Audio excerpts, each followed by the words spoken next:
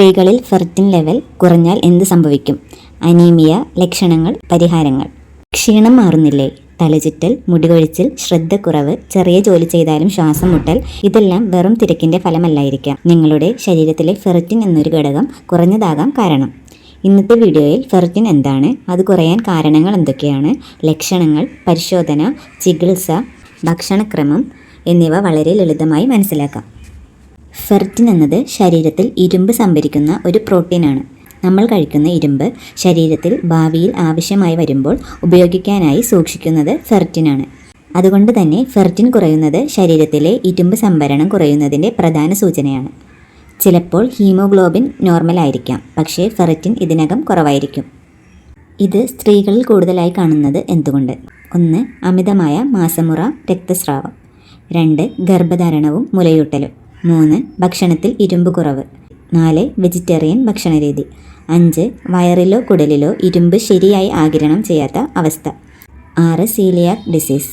7. ദീർഘകാല രക്തസ്രാവം. 8. ചില മരുന്നുകൾ. ഫെർറ്റിൻ കുറയുമ്പോൾ ഉണ്ടാകുന്ന ലക്ഷണങ്ങൾ. 1. എപ്പോഴും ക്ഷീണം. 2. ബലക്കുറവ്. 3. തലചുറ്റൽ. 4. ശ്വാസം മുട്ടൽ. 5. ഹൃദയമിടിപ്പ് കൂടുക. 6. മുടികൊഴിച്ചിൽ. 7. നഖം പൊട്ടുക. 8. ചർമ്മം വിളറുക. 9. ശ്രദ്ധക്കുറവ്. 10. ഓർമ്മശക്തി കുറയുക. 11. തലവേദന. 12. തണുപ്പ് അധികം അനുഭവപ്പെടുക.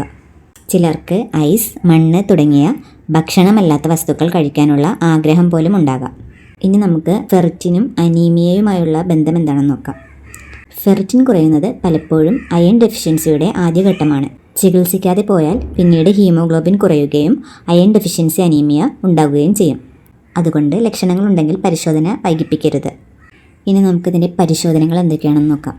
Complete blood count, serum ferritin, serum iron, transferrin saturation, peripheral blood smear. ചിലപ്പോൾ ഇവ കൂടാതെ കാരണം കണ്ടെത്താൻ മറ്റു പരിശോധനകളും ആവശ്യമായി വന്നേക്കാം. ഇനി നമുക്ക് ഇരുമ്പ് കൂടുതലുള്ള ഭക്ഷണങ്ങൾ എന്തൊക്കെയാണെന്ന് നോക്കാം. കരൾ, ചുവന്ന മാംസം, മത്സ്യം, മുട്ട, ചെറുപയർ, കടല, ചീര, മുരിങ്ങയില, എള്ള്, ഈന്തപ്പഴം.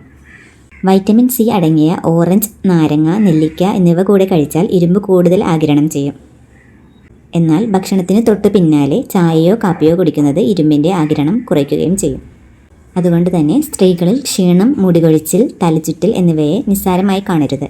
പലപ്പോഴും അതിൻ്റെ പിന്നിൽ ഫെർറ്റിൻ കുറവായിരിക്കാം.